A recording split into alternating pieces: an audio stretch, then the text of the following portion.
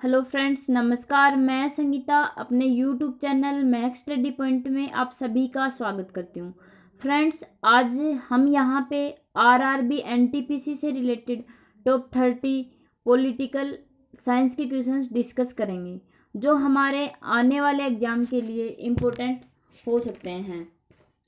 मैंने इस वीडियो में वही क्वेश्चन सेलेक्ट किए हैं जो किसी न किसी एग्ज़ाम में बार बार पूछे गए हैं और हमें आने वाले एग्ज़ाम में ज़रूर देखने को मिलेंगे। अगर वीडियो आपको अच्छी लगी तो वीडियो को लाइक, शेयर एंड सब्सक्राइब करना ना भूलें। साथ ही साथ इसे बेल आइकन बटन पर भी क्लिक करना ना भूलें ताकि हम जो भी न्यू वीडियो डालेंगे उसका नोटिफिकेशन आपके पास सबसे पहले पहुंच जाए। अगर आपको वीडियो की पीडीएफ चाहिए तो आप मेरा Telegram channel max study point join करिए और वहाँ से वीडियो की पीडीएफ प्राप्त कर सकते हैं। तो चलिए शुरू करते हैं। क्वेश्चन नंबर 1, भारत की संसद में कौन कौन होते हैं? तो यहाँ जो आंसर होगा ऑप्शन नंबर डी होगा, लोकसभा, राज्यसभा, राष्ट्रपति। इन तीनों को मिलाकर भारतीय संसद बनती है। तो करेक्ट आंसर होगा option number D. Next question करते हैं, भारतीय संविधान में संशोधन का प्रस्ताव किस देश के संविधान से लिया गया है? तो यहाँ पे जो सही आंसर होगा ऑप्शन नंबर बी होगा, दक्षिण अफ्रीका। भारतीय संविधान में संशोधन का प्रस्ताव दक्षिण अफ्रीका संविधान के संशोधन से लिया गया है। तो करेक्ट आंसर होगा option number B. Next question करते हैं, भारतीय संविधान के किस अनुच्छेद के तहत लोकसभा में अनुसूचित जातियों और जनजातियों के लिए आरक्षण दिया गया है? तो यहाँ पे जो सही आंसर होगा ऑप्शन नंबर ए होगा, अनुच्छेद 330। भारतीय संविधान के अनुच्छेद 330 के तहत लोकसभा में अनुसूचित जातियों और जनजातियों के लिए आरक्षण दिया गया है। नेक्स्ट क्वेश्चन करते हैं, सुप्रीम कोर्ट के जजों की संख्या को कौन बदल सकता है? तो यहाँ पे जो सही आंसर होगा ऑप्शन नंबर बी होगा, कानून द्वारा संसद। सुप्रीम कोर्ट के जजों की संख्या संसद द्वारा बदल सकते हैं। मतलब सुप्रीम कोर्ट के जजों की संख्या को संसद बदल सकती है क्योंकि संसद को कानून बनाने का अधिकार होता है। प्रारंभ में सुप्रीम कोर्ट में 7 जज थे, लेकिन वर्तमान में यहाँ पे जजों की संख्या 34 हो गई है। इम्पोर्टेंट क्वेश्चन है एग्जाम के लिए। नेक्स्ट क्वेश्चन करते हैं, सुप्रीम कोर्ट के मुख्य न्यायाधीश के रूप में कार्य करने के लिए व्यक्ति को उच्च न्यायालय में कम से कम कितने वर्ष तक कार्य करना चाहिए? तो यहाँ पे जो सही आंसर होगा ऑप्शन नंबर ए होगा, 10 वर्ष।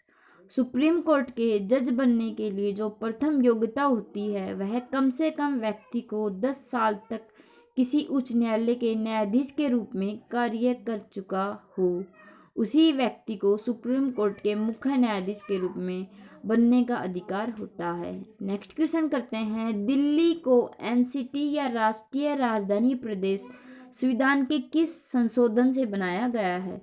तो यहाँ पे जो आंसर होगा इसका सही वो होगा ऑप्शन नंबर बी, 69वां संविधान संशोधन। 69वें संविधान संशोधन जो कि 1991 में हुआ था, जिसके अंतर्गत दिल्ली को विशेष केंद्र शासित प्रदेश का दर्जा दिया गया। एनसीटी की जो स्थापना हुई थी वो 1 फरवरी 1992 को हुई थी। इम्पोर्टेंट क्वेश्चन है, एग्जाम में काफ़ी बार पूछा गया है। नेक्स्ट क्वेश्चन करते हैं, भारत में एक राज्य में कार्यकारी शक्ति के संदर्भ में निम्नलिखित में से कौन सा कथन सही है? तो यहाँ पे हमें कौन सा कथन सही है, सही कथन बताना है। तो राज्य की जो कार्यकारी शक्ति होती है वो राज्यपाल में निहित है। क्या ये सही है या गलत? ऑप्शन नंबर 2, राज्य में वास्तविक कार्यकारी प्राधिकरण मंत्रिपरिषद में है। या ऑप्शन नंबर 3, राज्य में सभी कार्यकारी निर्णयों को मुख्यमंत्री के नाम पर लिया जाता है। तो यहाँ पे जो सही आंसर होगा ऑप्शन नंबर ए और बी, ये दोनों ही सही आंसर होंगे क्योंकि राज्य की जो कार्यकारी शक्ति राज्यपाल में निहित होती है। और ऑप्शन नंबर 2, राज्य में वास्तविक कार्यकारी प्राधिकरण मंत्रिपरिषद में होती है, यह ऑप्शन भी सही है। लेकिन ऑप्शन नंबर 3 जो कि गलत है, राज्य में जो सभी कार्यकारी निर्णयों को मुख्यमंत्री के नाम पर नहीं लिया जाता। राज्य के सभी कार्यकारी निर्णयों को राज्यपाल के नाम पर लिया जाता है। तो इम्पोर्टेंट क्वेश्चन है हमारे एग्जाम के लिए। नेक्स्ट क्वेश्चन करते हैं, निम्नलिखित में से कौन राज्यपाल को उसके कार्यालय से हटा सकता है? तो यहाँ पे जो सही आंसर होगा ऑप्शन नंबर सी होगा, राष्ट्रपति। राष्ट्रपति राज्यपाल को उसके कार्यालय से हटा सकता है, क्योंकि जो राज्यपाल होता है वो राष्ट्रपति के प्रसाद पर्यंत ही कार्य करता है।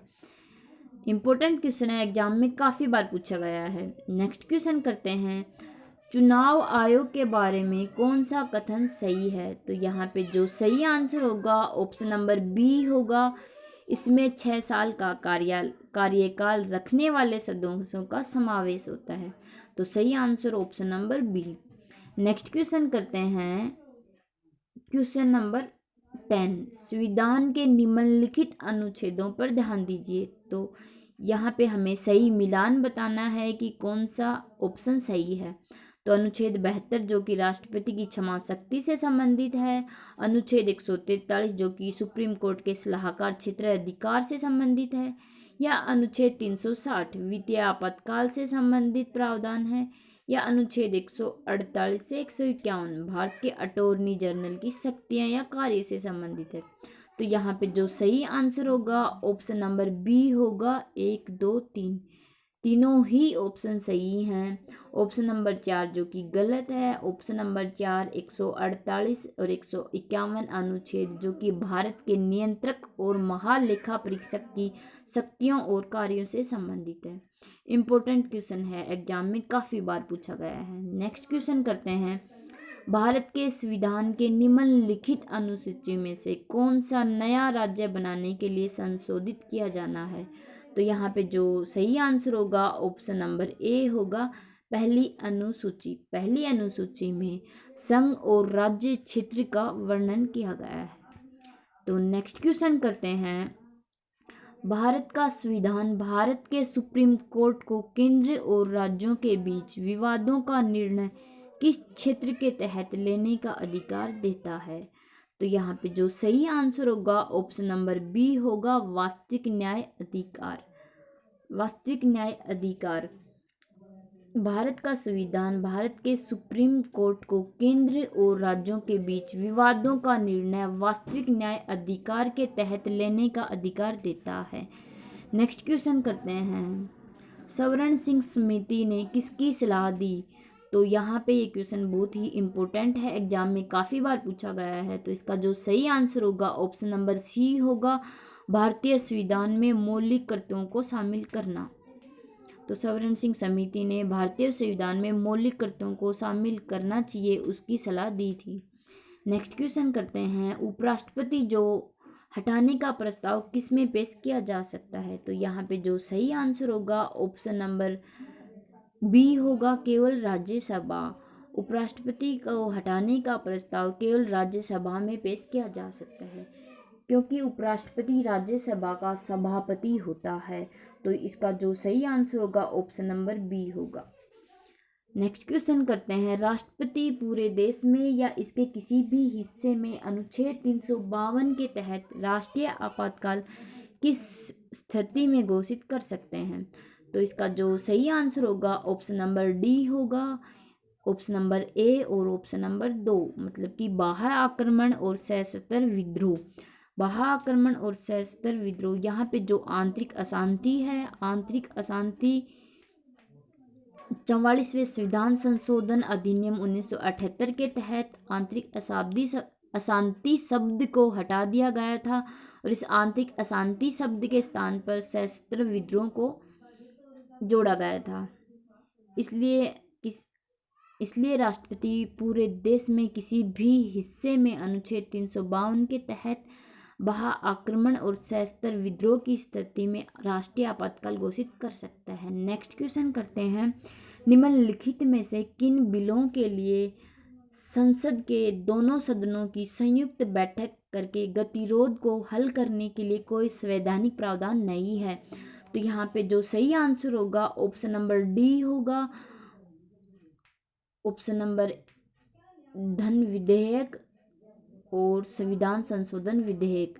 संविधान संशोधन विधेयक और धन विधेयकों के लिए संयुक्त सदन का प्रावधान नहीं है। नेक्स्ट क्वेश्चन करते हैं, संविधान की कई प्रमुख विशेषताएं जैसे कि संघीय संरचना, प्रांतीय स्वायत्तता, एक द्विवर्षीय केंद्रीय विधायिका और शक्तियों को अलग करने का सिद्धांत कहाँ से लिया गया है? तो इसका जो सही आंसर होगा ऑप्शन नंबर सी होगा, भारत सरकार अधिनियम 1935। भारत सरकार अधिनियम 1935 के तहत संघीय संरचना, प्रांतीय स्वायत्तता, एक द्विवार्षिक केंद्रीय विधायिका और शक्तियों को अलग करने का सिद्धांत लिया गया है। नेक्स्ट क्वेश्चन करते हैं, निम्नलिखित में से कौन सी भाषा संविधान की 8वीं अनुसूची में नहीं है? तो यहाँ पे जो करेक्ट आंसर होगा ऑप्शन नंबर ए होगा, फारसी। फारसी भाषा को भारतीय संविधान की 8वीं अनुसूची, जिसमें कि 22 भाषाओं को शामिल किया गया है, इसमें से नहीं है। तो यहाँ पे सही आंसर होगा option number A, Farsi. Next question करते हैं, निम्नलिखित में संविधान का कौन सा भाग संशोधित नहीं किया जा सकता? तो इसका जो सही आंसर होगा ऑप्शन नंबर डी होगा, न्यायिक समीक्षा। न्यायिक समीक्षा संविधान का आधारभूत भाग है जिसका संशोधन नहीं किया जा सकता। तो इम्पोर्टेंट क्वेश्चन है, एग्जाम में काफ़ी बार पूछा गया है। नेक्स्ट क्वेश्चन करते हैं, यह क्वेश्चन भी इम्पोर्टेंट है जो कि एग्जाम में काफ़ी बार पूछा गया है। तो राज्यसभा के बारे में कौन सा कथन असत्य है? तो यहाँ पे हमें राज्यसभा के बारे में जो भी कथन असत्य है उसका बताना है। जैसे राज्यसभा में 12 सदस्य प्रधानमंत्री द्वारा मनोनीत किए जाते हैं। ऑप्शन नंबर बी, राज्यसभा के 1/3 सदस्य हर 2 वर्ष में सेवानिवृत्त होते हैं। ऑप्शन नंबर सी, राज्यसभा भंग नहीं हो सकती। या ऑप्शन नंबर डी, राज्यसभा का सभापति उपराष्ट्रपति होता है। तो यहाँ पे इन चारों ऑप्शनों में से कौन सा ऑप्शन गलत है? तो यहाँ पे ये 3 ऑप्शन सही हैं, ऑप्शन नंबर बी, सी और डी। यहाँ पे जो असत्य ऑप्शन होगा वो होगा ऑप्शन नंबर ए। राज्यसभा में जो 12 सदस्य होते हैं वो प्रधानमंत्री द्वारा मनोनीत ना किए जाके 12 सदस्य राष्ट्रपति द्वारा मनोनीत किए जाते हैं। तो इसका जो सही आंसर होगा ऑप्शन नंबर ए होगा। नेक्स्ट क्वेश्चन करते हैं, मतदान निगरानी प्रणाली पहली बार किस राज्य में लागू की गई थी? तो इसका जो सही आंसर होगा ऑप्शन नंबर ए होगा, गोवा। मतदान निगरानी प्रणाली पहली बार गोवा राज्य में लागू की गई थी। नेक्स्ट क्वेश्चन करते हैं, भारत में ईवीएम को चुनाव आयोग द्वारा निम्नलिखित में से किसके सहयोग से तैयार और डिजाइन किया गया है? हम यहाँ पे ईवीएम या हम इसे इलेक्ट्रॉनिक वोटिंग मशीन भी कह सकते हैं। तो यह डीआरडीओ और केंद्रीय इलेक्ट्रॉनिक्स लिमिटेड कंपनी के द्वारा डिजाइन और तैयार किया गया था। मतलब कि इसका जो आंसर होगा ऑप्शन नंबर बी होगा। ऑप्शन नंबर बी बिल्कुल करेक्ट आंसर होगा। डीआरडीओ और केंद्रीय इलेक्ट्रॉनिक्स लिमिटेड के द्वारा भारत में ईवीएम मशीन, जो कि इलेक्ट्रॉनिक वोटिंग मशीन है, उसको तैयार किया गया है। नेक्स्ट क्वेश्चन करते हैं, ईवीएम भारत में पहली बार कब प्रयोग की गई थी? तो इसका जो सही आंसर होगा ऑप्शन नंबर ए होगा, 1989 और 90। मतलब कि ईवीएम भारत में पहली बार 1989 और 90 में प्रयोग की गई थी। इम्पोर्टेंट क्वेश्चन है, एग्जाम में कई बार पूछा गया है। नेक्स्ट क्वेश्चन करते हैं, भारत में गार्जियन ऑफ पब्लिक पर्स किसे कहा जाता है? तो भारत में गार्जियन ऑफ पब्लिक पर्स नियंत्रक और महान्यायवादी को कहा जाता है। तो इसका जो सही आंसर होगा ऑप्शन नंबर ए होगा, नियंत्रक और महान्यायवादी। नेक्स्ट क्वेश्चन करते हैं, उच्चतम न्यायालय में न्यायाधीशों की संख्या कैसे बढ़ाई जा सकती है?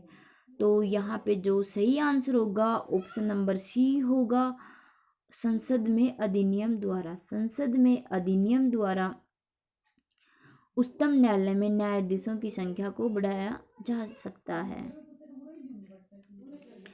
नेक्स्ट क्वेश्चन करते हैं, गोपनीयता के निहित अधिकार जीवन और व्यक्तिगत स्वतंत्रता के अधिकार का एक हिस्सा है, जिसके तहत भारत के संविधान के निम्नलिखित अनुच्छेदों में से एक है। तो इसका जो सही आंसर होगा ऑप्शन नंबर सी होगा, अनुच्छेद 21। अनुच्छेद 21 जो कि जीवन और स्वतंत्रता के अधिकार से संबंधित है। तो अनुच्छेद जो कि हमारे एग्ज़ाम के लिए बहुत ही इम्पोर्टेंट हो सकते हैं, तो हमें सभी अनुच्छेद एग्ज़ाम में जाने से पहले देख के जाना बहुत ही ज़रूरी है। नेक्स्ट क्वेश्चन करते हैं, भारत के संविधान के निम्नलिखित अनुच्छेदों में से कौन सा उच्च न्यायालयों को रिट जारी करने की शक्ति देता है? तो अनुच्छेद 226 जो कि उच्च न्यायालयों को रिट जारी करने की शक्ति देता है। तो इसका सही आंसर होगा option number C 226। Next question करते हैं, निम्नलिखित हम यहाँ पे रिट भी डिस्कस कर सकते हैं कि जो रिट होती है वह 5 टाइप की होती है। पहली बंदी प्रत्यक्षीकरण, दूसरा परमादेश, तीसरा प्रतिषेध, चौथा उत्प्रेक्षण और पांचवी जो होती है रिट वो होती है अधिकार परीक्षा। ये 5 प्रकार की रिट भारत के संविधान में उच्च न्यायालय के द्वारा जारी होती है। नेक्स्ट क्वेश्चन करते हैं, निम्नलिखित में से किस शब्द का भारत के संविधान में कोई जिक्र नहीं है? यहाँ पे जो सही आंसर होगा ऑप्शन नंबर सी होगा बजट। बजट शब्द का भारत के संविधान में कहीं भी जिक्र नहीं है।